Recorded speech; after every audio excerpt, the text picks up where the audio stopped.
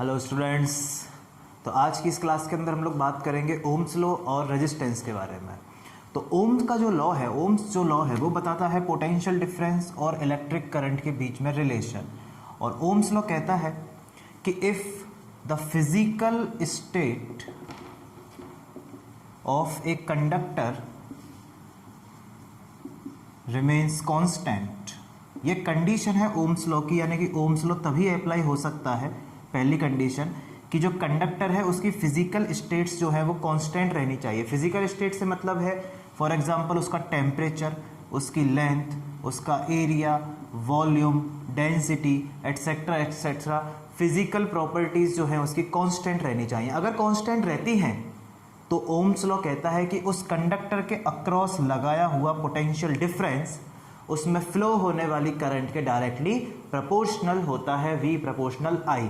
अब किसी के दिमाग में डाउट होगी पोटेंशियल डिफरेंस और करंट क्या है, तो यूट्यूब पर जाएं, physics healer Deepak Gupta type करें, इलेक्ट्रिसिटी 01 लेक्चर, जिसमें हमने पोटेंशियल डिफरेंस और इलेक्ट्रिक करंट को पूरा डिफाइन किया है। तो V प्रोपोर्शनल I। अब आपको पता है कि जब भी दो क्वांटिटीज एक दूसरे के प्रोपोर्शनल में होती हैं तो उसको कैसे सॉल्व करते हैं, प्रोपोर्शनलिटी साइन हटाकर इक्वल टू और उसके साथ कुछ कांस्टेंट लगा देते हैं K। तो V प्रोपोर्शनल I में इक्वल टू के साथ कांस्टेंट जो आता है वो आता है R।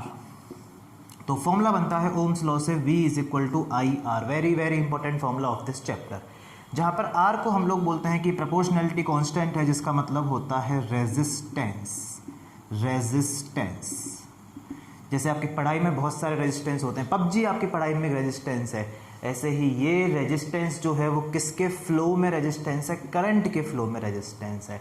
पबजी पढ़ाई के फ्लो में रेजिस्टेंस है और ये करंट के फ्लो में रेजिस्टेंस है। तो देखिए किस तरह से हम लोग रेजिस्टेंस के बारे में बात करेंगे। रेजिस्टेंस क्या होता है?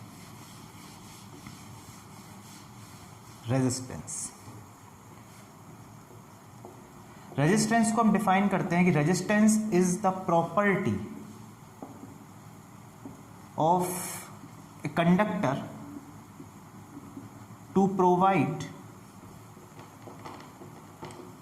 obstructions in the flow of current, या हम कह सकते हैं in the flow of charge। Property of conductor, किसी भी कंडक्टर की प्रॉपर्टी है टू प्रोवाइड ऑब्स्ट्रक्शंस, का मतलब होता है बाधा या रेजिस्टेंस या हिंड्रेंस, एक ही बात है, इन द फ्लो ऑफ करंट।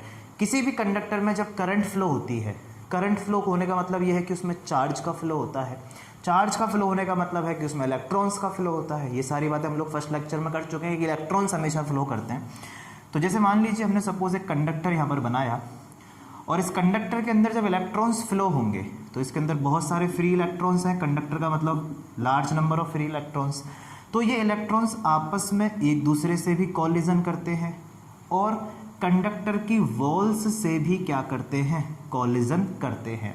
आपस में कॉलिजन करेंगे एक साथ बहुत सारे इलेक्ट्रॉन्स और कंडक्टर की वॉल्स से भी क्या करते हैं, कॉलिजन करते हैं, जिसकी वजह से इनके पाथ में, इनके फ्लो में ऑब्स्ट्रक्शंस जनरेट होते हैं, हिंड्रेंस बनता है, रेजिस्टेंस बनता है, और उसी प्रॉपर्टी को हमने दिया है नाम रेजिस्टेंस। क्या नाम दिया है? रेजिस्टेंस। तो रेजिस्टेंस प्रॉपर्टी है conductor to provide obstructions in the flow of current. क्यों आया ऑब्स्ट्रक्शंस? जो इलेक्ट्रॉन फ्लो होते हैं वो आपस में कॉलिजन करते हैं और कंडक्टर की वॉल्स से भी कॉलिजन करते हैं, जिसकी वजह से इनके फ्लो में ऑब्स्ट्रक्शंस आते हैं। अब रेजिस्टेंस का फॉर्मूला क्या है, किस किस चीज़ों पर डिपेंड करता है, कैसी क्वांटिटी है, क्या ऐसा यूनिट है, सारी बात करेंगे। तो सबसे पहले हमने रेजिस्टेंस वर्ड सुना V is equal to I R इस फॉर्मूले से, तो यहाँ से रेजिस्टेंस का फॉर्मूला हमारे पास बना voltage upon current, V upon I, potential difference upon current. बहुत ही इंपॉर्टेंट फॉर्मूला। अगर हम इसकी SI यूनिट की बात करें तो वोल्टेज की या पोटेंशियल डिफरेंस की SI यूनिट हमारे पास वोल्ट और करंट की SI यूनिट हमारे पास एम्पियर। तो रेजिस्टेंस की यूनिट बनती है वोल्ट पर एम्पियर, और 1 वोल्ट पर एम्पियर को ही हम लोग कहते हैं 1 ओम, जिसका सिंबल ओमेगा ग्रीक लेटर इस तरह से बनाते हैं। ठीक है, तो रेजिस्टेंस की जो SI यूनिट है वो हमको यूज़ करेंगे ओम। क्या यूज़ करेंगे? ओम। ये वो बात हुई SI यूनिट की। इसके बाद बात आती है कि रेजिस्टेंस को अफेक्ट करने वाले फैक्टर्स कौन कौन से हैं, रेजिस्टेंस किन किन चीज़ों पर डिपेंड करता है। फैक्टर्स डिपेंडिंग, कौन कौन से हैं जिन पर रेजिस्टेंस डिपेंड करता है? तो सबसे पहला फैक्टर आता है हमारे पास length of wire, length of wire, जिसको हम L से शो करेंगे। तो किसी भी वायर की लेंथ के रेजिस्टेंस जो होता है वो डायरेक्टली प्रोपोर्शनल होता है। कहने का मतलब क्या है कि जितना लंबा वायर उतना ही उसका रेजिस्टेंस क्या होगा, ज़्यादा होगा। कैसे समझते हैं इस बात को? मान लीजिए एक वायर है कॉपर का, ठीक है, जिसका एरिया है A, cross sectional area A है, और इसकी लेंथ को हमने माना 1 मीटर। दूसरा वायर है ये भी कॉपर का, ठीक है, लेकिन हमने बोला कि इसकी लेंथ सपोज कम कर देते हैं, कॉपर का ही बना हुआ है लेकिन इसकी लेंथ हमने बोला 50 सेंटीमीटर। एरिया सेम है दोनों का, क्रॉस सेक्शन एरिया यानी कि मोटाई सेम है, दोनों की थिकनेस सेम है, लेंथ में डिफरेंस है। तो ज़्यादा लंबाई इस वाले वायर की है, इसको हमने P वायर कह दिया, इसको Q वायर कह दिया। तो रेजिस्टेंस किसका ज़्यादा होगा? तो रेजिस्टेंस P वायर का Q वायर से रेजिस्टेंस ज़्यादा होगा। क्यों? क्योंकि इसकी लेंथ ज़्यादा है। लेंथ ज़्यादा है तो क्या हो गया?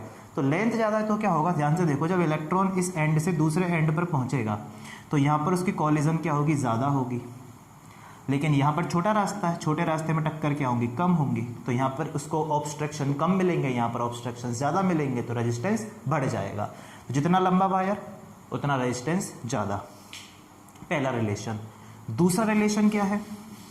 दूसरा रिलेशन है cross sectional area, cross sectional area A से शो करेंगे।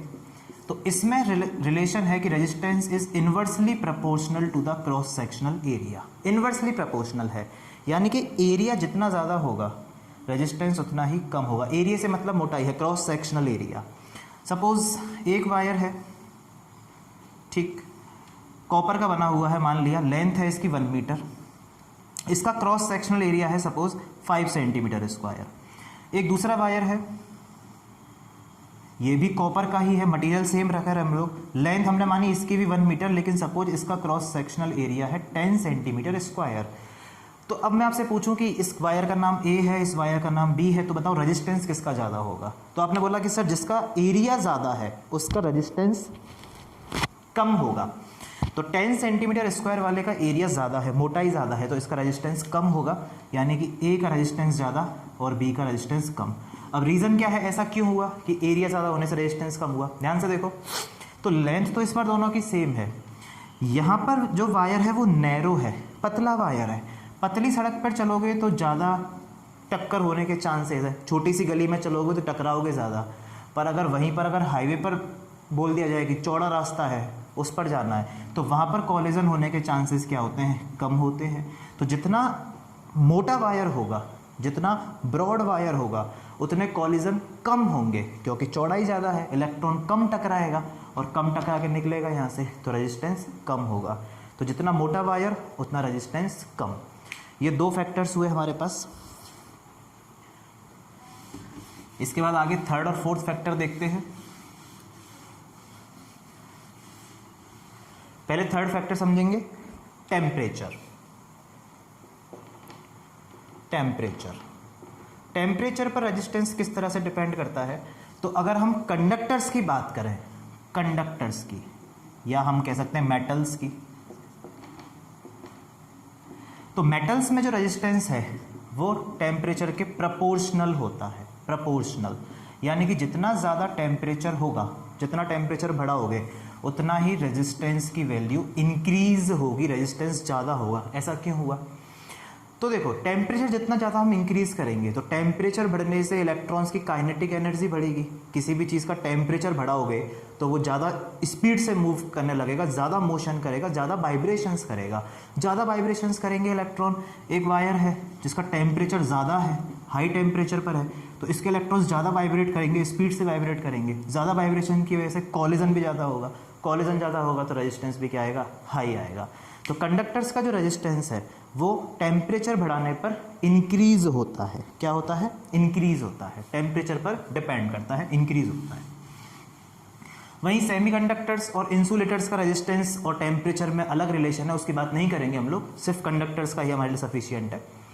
तो ये हुआ टेम्परेचर पर। और चौथी आती है हमारे पास टाइप ऑफ मटीरियल।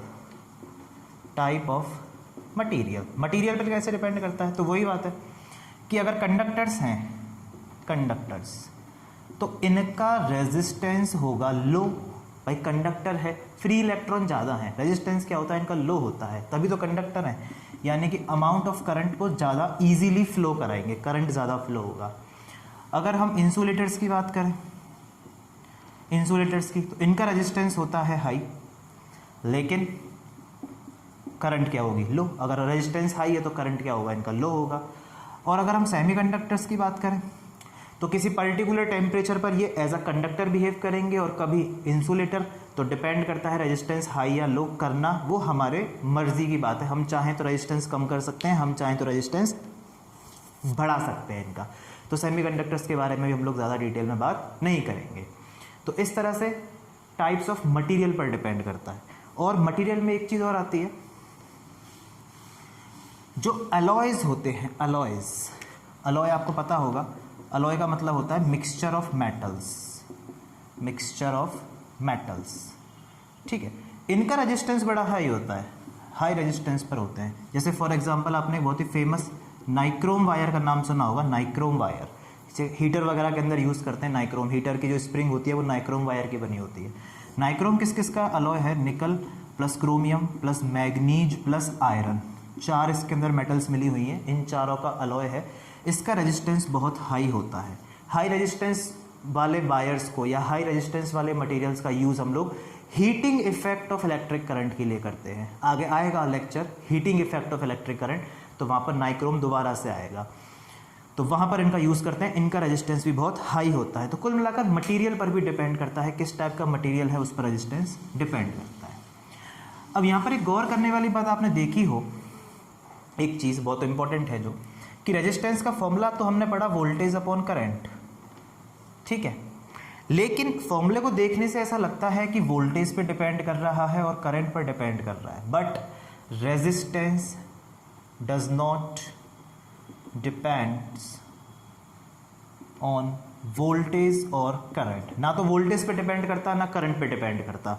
वोल्टेज और करंट पर डिपेंड नहीं करता, ये तो कंडक्टर पर डिपेंड करता है। किस पर डिपेंड करता है? कंडक्टर पर। तो फॉर्मूले को देखकर ये मत सोचना कि रेजिस्टेंस वोल्टेज और करंट पर डिपेंड कर सकता है, नहीं करेगा, ये कंडक्टर पर डिपेंड करता है। तो फिर हम लोग रेजिस्टेंस का फॉर्मूला क्या बनाते हैं? तो जो हमने पहली दो इक्वेशन बनाई, पहला रिलेशन हमने निकाला था R प्रपोर्शनल L और दूसरा रिलेशन निकाला था R प्रपोर्शनल 1/A। अगर इन दोनों रिलेशंस को मर्ज कर दिया जाए, मिला दिया जाए, तो R प्रपोर्शनल L/A बनेगा। दोनों को मर्ज कर दिया, फिर से प्रोपोर्शनलिटी साइन आया, तो इसको हटाकर इक्वल टू और इसके साथ कांस्टेंट, और कांस्टेंट आता है यहाँ पर रो, ये सिंबल है रो का, रो रो इसको बोलते हैं रो, सिंबल का नाम है रो, ठीक है, कांस्टेंट है यहाँ पर। तो रेजिस्टेंस का फॉर्मूला बनता है हमारे पास, वेरी इंपॉर्टेंट फॉर्मूला इस चैप्टर के लिए, R = रो L/A। रो को बोलते क्या है? तो रो को हम बोलते हैं रेजिस्टिविटी, बेटी नहीं बिटी, सर बेटी, बेटी नहीं है बेटा, रेजिस्टिविटी है, रेजिस्टिविटी। रो को बोलते हैं रेजिस्टिविटी, एल को बोलते हैं लेंथ, और ए क्या है हमारे पास? Cross sectional area. इस फॉर्मूले को यूज़ करना सीखेंगे अभी हम लोग न्यूमेरिकल्स के अंदर कि कैसे इस फॉर्मूले का यूज़ किया जाता है। फॉर्मूला बहुत इंपॉर्टेंट है, याद रखना है, R = रो L/A।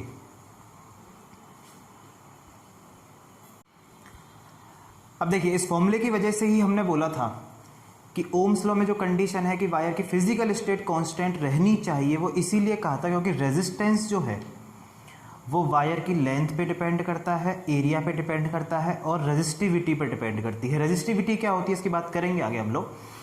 तो लेंथ, एरिया, रेजिस्टिविटी ये किसी वायर की फिजिकल स्टेट है, यानी कि अगर आप लेंथ को चेंज करोगे, लेंथ डबल करोगे, जैसे हमने एग्जाम्पल देखा था, तो रेजिस्टेंस चेंज होगा, एरिया चेंज करोगे तो रेजिस्टेंस चेंज होगा। तो इसलिए हमने कहा था कि वायर की फिजिकल स्टेट कांस्टेंट रहेंगी, तभी ओम्स लॉ क्या होगा? वैलिड होगा। अब थोड़ी सी बात और करते हैं ओम्स लॉ के बारे में। देखिए, तो हमने बोला कि ओम्स लॉ है V proportional I, which means V = IR। तो यहाँ से R = हमारे पास हुआ V/I, ठीक है। तो रेजिस्टेंस को हम लोग क्या मान रहे हैं? कांस्टेंट मान रहे हैं, एक प्रोपोर्शनलिटी कांस्टेंट है।